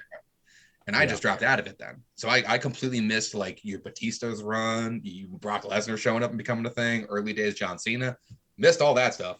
And cut to 2006, I go to college for the first time, and my roommate, I discovered. Oh, it took me several tries too. It's fine. I discovered this stuff called beer. Anyway, if you drink a lot of it, you don't go to class. I found out. Weird. Anyway, my roommate was a big, just to this day, one of the biggest wrestling fans I've ever known. And they were he was the one who, you know, I think when he first was watching wrestling one day, I was like, wrestling, like a lot of people do, because I was like an 18-year-old douche. And when I say that, I earnestly mean like douche. Like, this is 2006. I'm listening to Dave Matthews Band. I have frosted tips. I was a douchebag. Just so we're all clear with each other. Anyway, the word. Why? Anyway, so he took me to an indie show. He took me to a Ring of Honor show in spring of 2007. Oh gosh. And now here's what's crazy is that show had Claudio Castagnoli on it, who just made his dramatic return with that name, which is very cool. The first time I ever went to an indie show, it had him. It had Tyler Black, who would go on to become, Seth Rollins. Generico was there. A ton of these like guys who were like these incredible wrestlers, and I had never seen an indie show before. And I was blown away by the live performance. Mm-hmm. And that was something, I think when I was younger, it was TV, and I didn't understand that somebody was making this. I didn't understand that, you know? And even though I understood how like movies got made and stuff from a young age, because I was very into, like, weirdly enough, like at 6 years old, I was watching the behind the scenes featurettes on stuff. Like, I was just very interested in that kind of stuff. But for whatever reason, it never just clicked to me, like, because I looked at it like it was a sport still, you know, and I never really thought about how sports were produced and made and stuff. I just didn't. Anyway, so after we go to this Ring of Honor show, and I'm talking to my friend about watching this live event, and he basically was like, well, if you look at wrestling like the way a producer does and how they make it, it's a really interesting way to think about it. Clicked. Yeah. Everything fell into place. I was like, oh my God, this is the coolest thing imaginable. Everybody can have a part. Anyone can do anything they want. There's room for literally anybody to do anything. If you can think of it in wrestling and you dedicate yourself to it and you work on it, you can do literally anything. You could be any character you want. Yeah. You can wrestle whatever style you want. It is such an incredible thing, because it, much like stand-up comedy, which is something else I had also done in my life, it is one of those things where you get instantaneous feedback. Yep. Instantaneous. You don't have a second to screw. You screw up, they will let you know. Yeah, that's you drop something, they know. For a while, where it's just like that instant like feedback loop of just like, I took this off, and everyone's like, woo! It's like, that feels great. And very similarly, it's that like, if you can do or be anything, like, it's both of these art forms are like maybe the most liberated art forms I can absolutely. I love. Like, you can. Sure, I've become so much more comfortable in the person I am because I've been able to have this place to be to have an outlet for things that I thought maybe would only be part of a character, but turns out were actually the reality of like the person I want to be coming out and stuff like that. There's just these elements of the performance. So how I got started, to circle all the way back, how I got started was my friend, the same person who was my freshman roommate, is now one of the people in charge at Wrestlers Lab. And yes.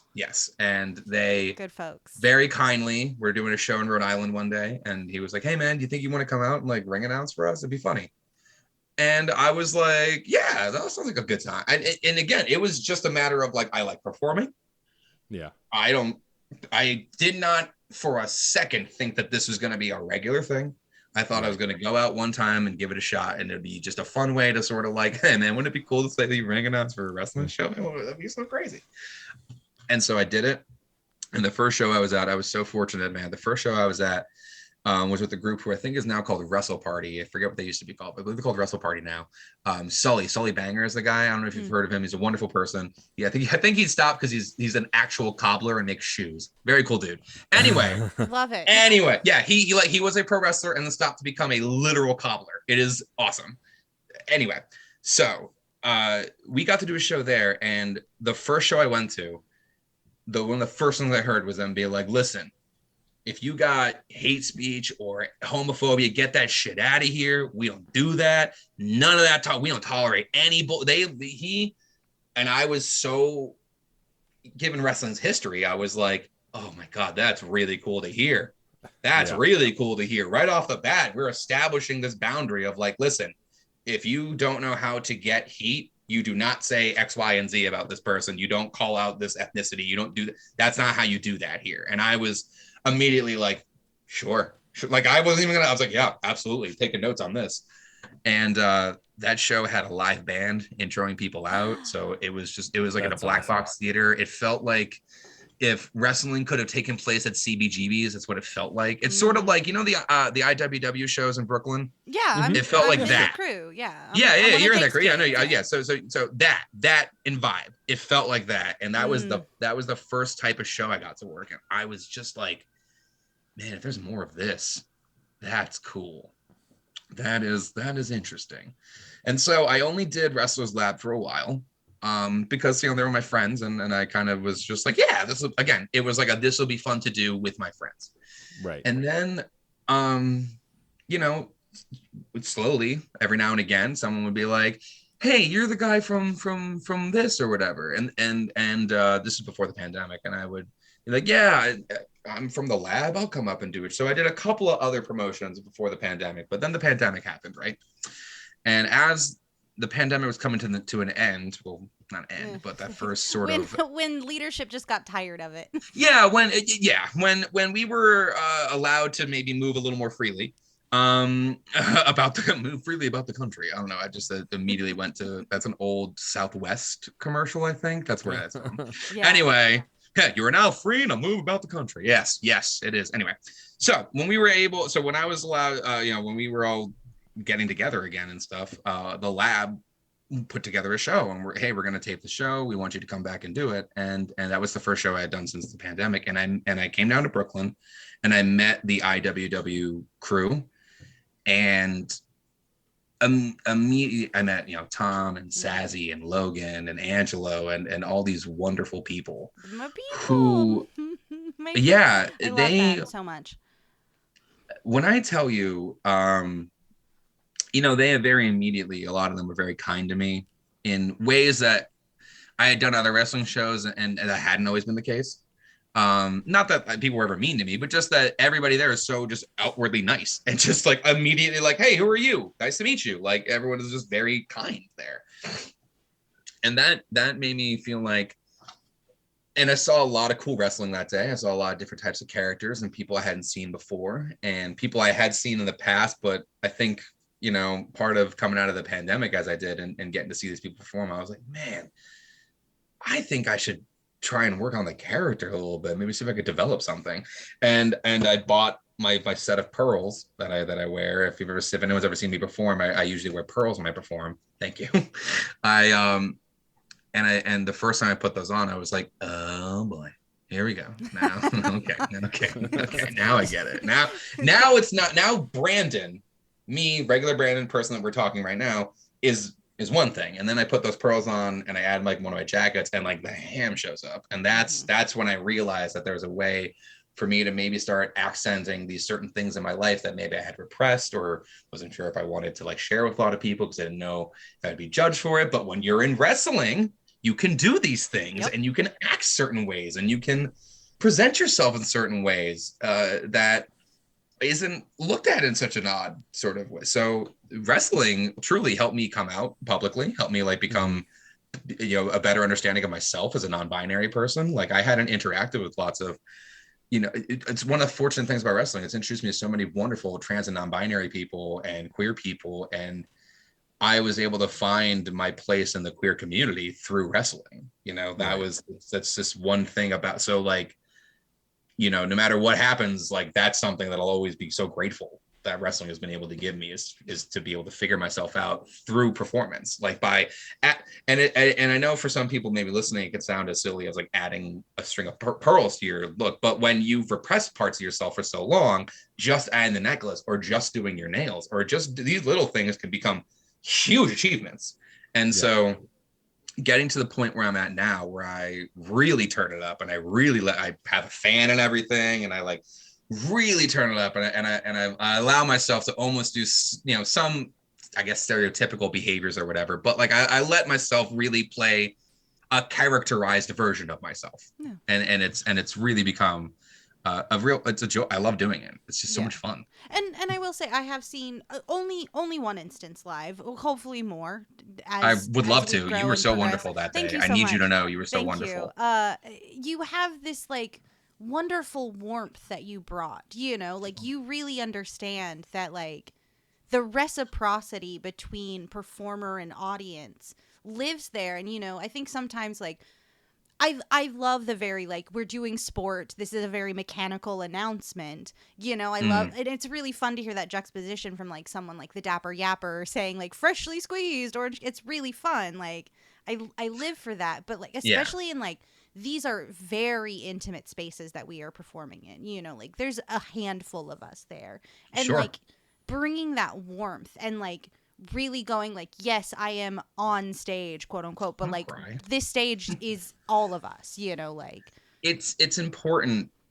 The way I look at it is, so I think there's a difference between what I do and ring announcing, and that's not to be like downplay it or anything. I think ring announcing is a skill set that is its own thing. There's a lot of people who, and I've had promotions who want like the Michael Buffer type, like the following contest. They want that. That's what they want. And I can do that if that's what you like. But what I love about the lab and working at like IWW is that I have the flexibility to do a little, just a touch of crowd work. And it's just enough so that I like it, because I like to think that I'm a surrogate to the audience in that moment. When you're on commentary, because I've done some commentary, but I also feel like you're a surrogate for the audience. Part of your job as a commentator is to react to things so that people listening know how to react appropriately. When I'm hosting, my job is to do that as well. My job is to go out there and say, what a match. Did you guys see that? Can you believe that just happened? That was insane. And at that lab show, we had enough crazy matches that almost after every match, I was getting back in the ring and I was like, dude, what the hell has happened? This is insane. Yeah. I cannot believe we just saw that. And that's the other thing, is that I consistently have to go on after something amazing has happened. So Grim and Swole put on one of the best wrestling matches I've seen in years, truly. And I then have to get in the ring after that. And I have to talk to the audience and let them know there's more. Or there's less, or whatever it is. I have to get in the ring and I have to communicate to the audience that we are now moving on to the next part of the show. And I have to do it in a way where they don't feel like I'm rushing them. I have to do it in a way where they don't feel like I am not giving them the strength to process what's happening. I like to feel like I'm able to like sort of understand how much time is needed for them to like weigh and figure out how they feel and whatnot. And then, I'll look around. If I start seeing enough people like really, there's like body language I can tell when people are settling in for the next match, and then I'll just get rolling right into it. Yeah. And yeah, I thank you for saying the warmth thing. That's very, very nice of you. No, I only speak the truth. Except when I lie. And usually I'm only lying about what my name is and how good I am at sport. Math. And math. How good I am at sport and math is usually when I'm lying. I'm good at sport math. Rachel and I are not math gays. We're driving gays. No, Rachel's not a driving gay either. I'm not a driving gay. No, I'm an art gay, I guess. You are an art gay. An art gay. Yeah, I guess. Yeah. Yes, I'm doing work. Yes, I'm working out and doing cardio and like learning how to bump and roll my body, but I'm only doing it. Good for you, seriously. yeah, 'Cause it's I good for you, tried for training sure. and I was like, no, thank you. No, Yeah, not for me. I'm glad that I double dub and like T2T I- got me addicted to wanting to work out in a way. Mm. Like at least just twice a week. I don't do it extracurricularly. Well, I'll tell you, Okay? if I Nah. do feel that if just to give a shout out to the school you go to, T2T, I will tell you this right now: if I lived closer, that I would be there regularly, just because of the environment that they Yeah. foster. It is a learning environment. Oh, I yeah, feel that babies. I was just at a show. So when I'm not ring announcing, I also work production, and I work with GoPro Wrestling, who are, they do a lot of shows all around the country. Cool. I've been very fortunate to get to know all the team there, and we've become very good friends, and I've been able to work a lot of cool production gigs with them. And then sometimes work a production gig, like I was working at a joint recently, and I was sometimes I'll end up at places that are a little like brothery or very much stuck in the 80s or stuck and this is one of those times where they let some old timers get up there and just like ream out the kids for no reason, like just basically be like, you think people like your shit? No one cares about your shit, all right? I know, I was there, WrestleMania 3, and you're like, I don't. Okay. And then later someone's like, yeah, that guy was just a referee, so I don't know why he's laying into the kids. But that's sort of like environment that some wrestling places do, where they're like, you gotta earn it and you don't understand what you're doing. There's so much like, but versus the way like I can hear Logan telling me, Brandon, you got to earn to get in that ring, but in a coaching way that makes me feel empowered to want to work towards it. I'm talking about Logan Black, one of the trainers at T2T. I can see that versus the way some people would just like run you down to make you feel like small, and that's supposed to make you feel like you're a good athlete. I've never understood coaching like that. Yeah. I had several coaches in high school who were, that's one of the reasons I don't like sports, is like most of the coaches I ever interacted with were the kind of people where it's just like, oh, you think you would deserve water? You think you deserve a water break today? That kind of stuff. Like awful. Yeah. Bad. Yeah, not great. Yeah. And I'd say Logan's approach is earning it isn't supplicating yourself to harm or mistreatment. It's earning it by like showing up and like giving respect and getting back that respect, and like and that's him and I have had a talk about it before. When I had a less than great experience when I went to go train this one place one time. I just didn't have a good experience, and I felt like they put me in a position where I could have really hurt myself. And as I walked him through it, he was like, yeah, that's just not the way it's supposed to be. And he very kindly sort of explained to me the way, his methodology to what he does. And I was like, see, that sounds like the way it should be. And this turned into the please go to T2T. Yeah, please come. But for real though, I feel like, let's go. But what's cool about that is that those environments are fostering incredible talent who is caring and giving and understands their role as a performer, understands their role as a member of the team, understands their role in the locker room. It's such a wonderful thing. And like, I feel like just through doing some shows with them and just from knowing a lot of the people who associate with them, I feel a connection to it, and it makes me feel good to see that. So like, it's always nice to like see y'all them get recognized and stuff. And yeah, that's that's the aspect of wrestling now that makes me continue to go back to it and want to keep performing in it, is that for every sort of like old school like brother type bullshit place, I feel like there's a significantly larger portion now of the queer community who has decided that wrestling is their thing, and that we love it, and that we're not going to pretend like it's not drag, and we're not going to pretend like it's not theater, and we're not going to like sit here and like be like, oh no, we're not going to watch the oiled up sweaty people wrestle. Whoa, no, that's not the gayest thing imaginable. Like, it's just I don't know, man, it's wonderful. But I was gonna ask, because I feel like we're gonna wrap up soon. In a moment. Yeah. I do want to know. I'm gonna start asking more wrestling folks this. Who's your favorite wrestler on the indie scene right now? Who's the one that you're like, watch them go? Okay. So, Ziggy Haim is incredible. I love Ziggy. Everything Ziggy does is just 10 out of 10. Queen of Pittsburgh wrestling, as I have heard as of today. Queen of Pittsburgh wrestling. They had her on the news apparently. Fuck yeah. Yeah, they Ziggy's just wonderful. Intensity. Mm-hmm. Eel O'Neill is another one Oh, who Eel's amazing. I have the pleasure of speaking to multiple times. And then I think, though, the penultimate best working today, without question, is Darius Carter. There is nobody earlier, like, he just understands being a heel and that it doesn't have to be. He said it a while ago. It's not swearing. It's not this. It's not that. It is mannerism and how you act and how you carry yourself. He plays that character to such a degree that, like, I love him. I love him. Since the first time I saw him, I was like, that's it. That's what I like. That's what I love in a heel wrestler. Amazing. I love that. Oh, thank you.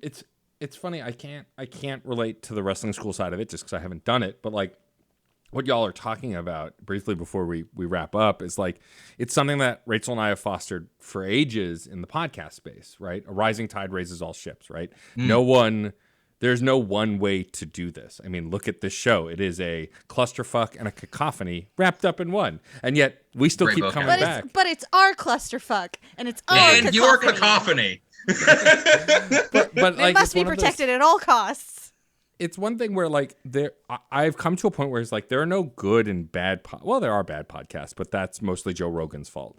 But beyond that, most podcasts are either your taste or they're not, and that's okay. And like, if you have at least halfway decent audio quality, the rest comes easy. Like, I would never tell anyone to listen to like the first 10 episodes of any of the things I've ever made because they're probably not great.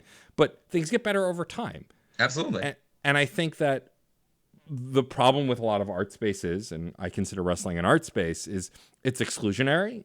And it's so lovely to hear that this wrestling school that you're talking about is very inclusive, because I've tried to also do that with podcasting spaces. You know, the gayer, the better. We try not to have too many straight white dudes on the show. We have them once in a while as a treat, but like for the most part, It's a treat. It's a treat. You can Yeah, have it's a one treat. Just one. Just a little snack. a little snack. A little quarterly cis white hetero treat. Sprinkle of cis white man.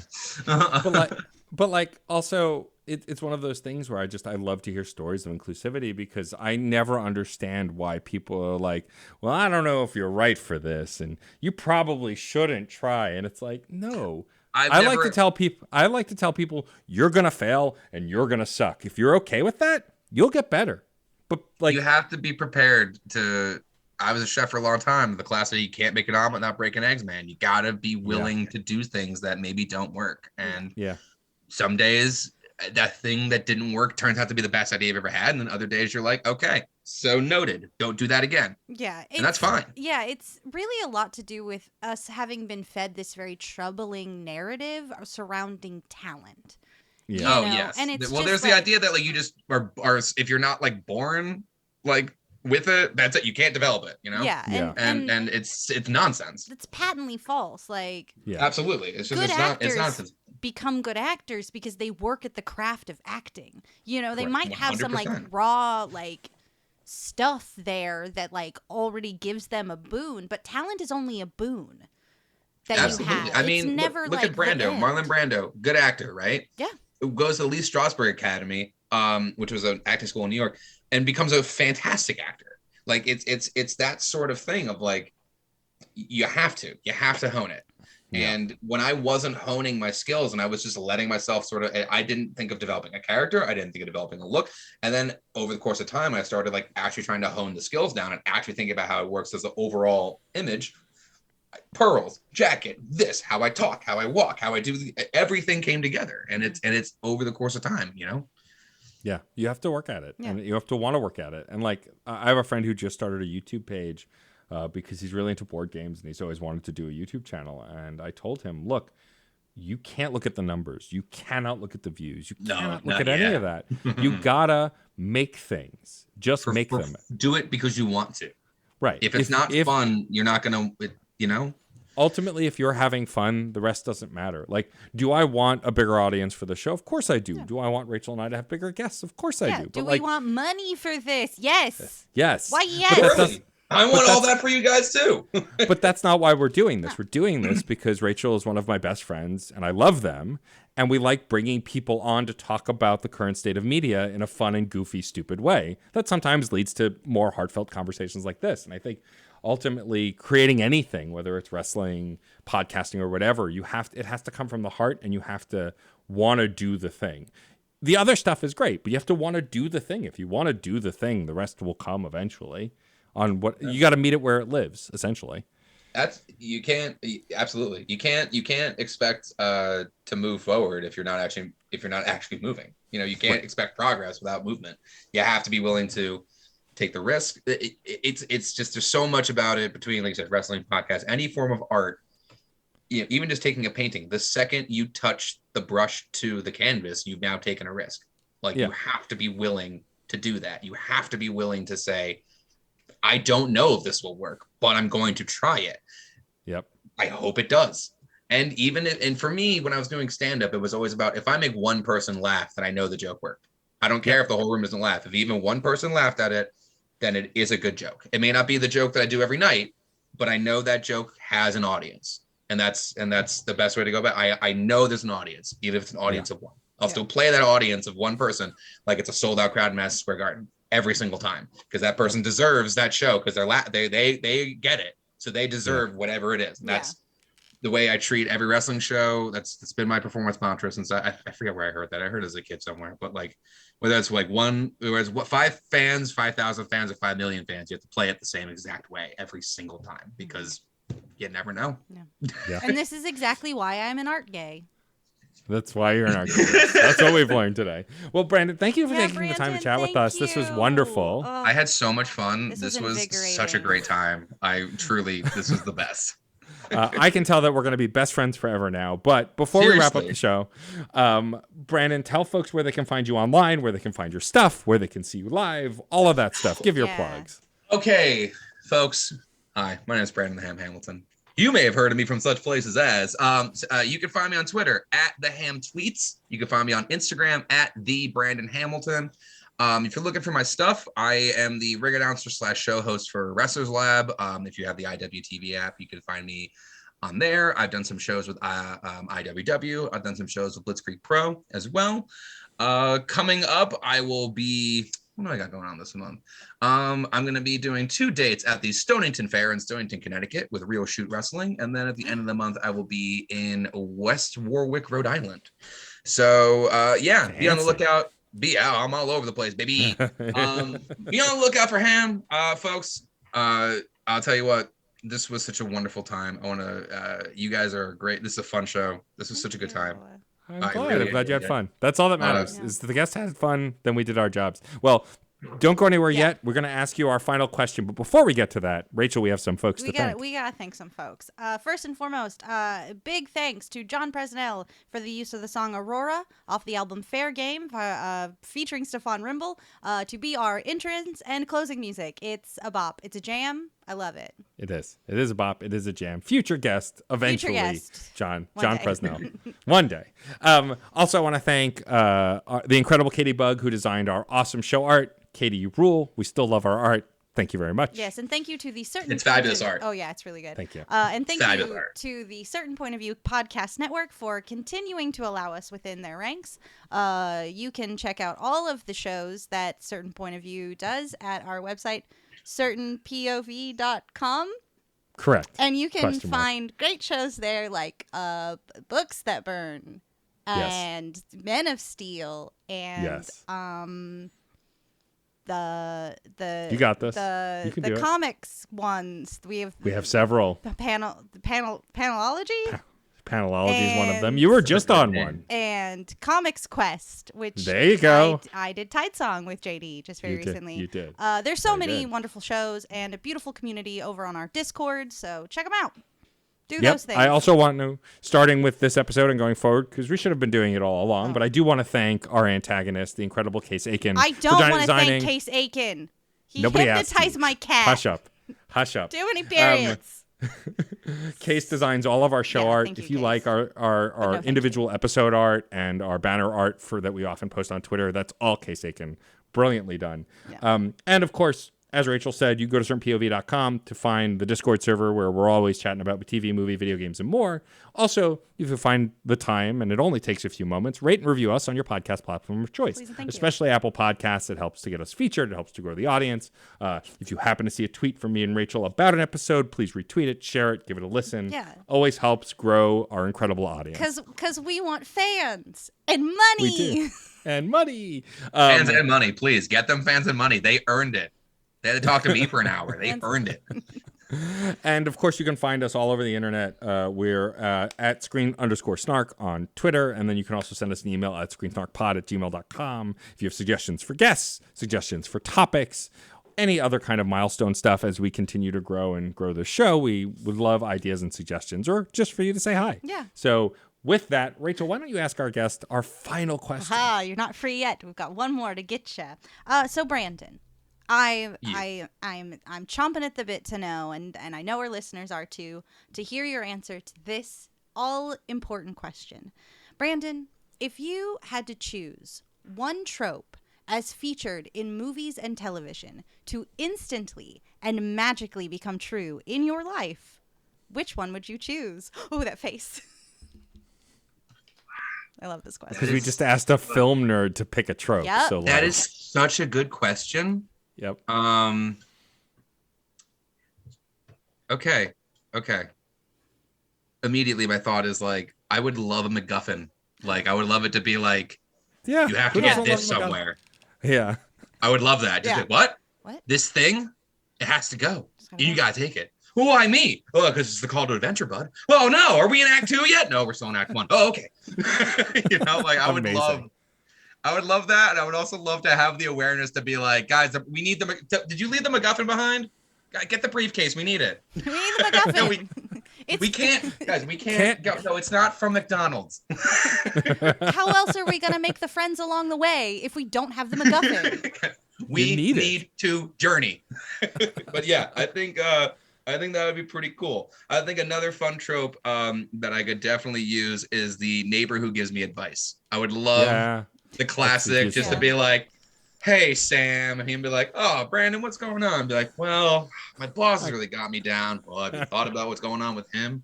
Wow, Sam. we all need a magical neighbor to just Right? Dole out I Yeah, love advice. give that. you MacGuffins and advice. exactly the twofer. Great. So Gandalf is my neighbor. Gandalf. Yeah, I yeah. love that. Gandalf. Now Yeah, we're that's talking. great. Oh, Now we're talking. That's the best trope. Gandalf is your neighbor. Well, Brandon, thank you again for joining us. This was an absolute pleasure. Thank you so much You for are having me. delightful. I You're wonderful. Had such a wonderful time. Thank you guys so much. Anytime you ever want to talk about movies and television, I am always here. We got you. We'll bring you back. We do repeats. So you're I always love it. welcome back. Anytime. I also, of course, want to thank my incredible, stunning, brilliant, talented, powerful co-host, Rachel Quirky Shank. And I Dramatic pause. Thank you. And I would love to thank my Grows the Beard co-host, Matt, aka Stormageddon. This they does grow a beard. Honestly, like I shaved yesterday, and I've got this 5 o'clock shadow already. It's It's bad. beautiful. It's bad. I have baby face syndrome where it takes me like a full I week wish. to get what you have. It takes me like a God, full I week, wish. maybe to a month. God, I wish. Anyway, I also, of course, finally, before we get completely off the rails, want to thank each and every one of our listeners. Thank you for being here for 101 episodes. We adore you, and we will see you at the movies or on a couch somewhere. Bye-bye. Aurora, Aurora, Aurora, Aurora, Aurora. Metal to magnet, she will be mine. Aurora.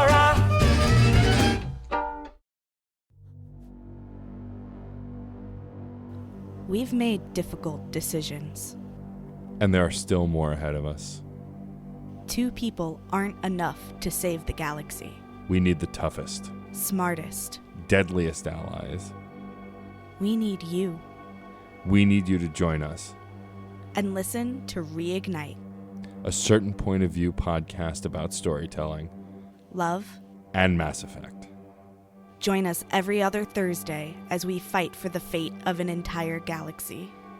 You can find us everywhere you get your podcasts.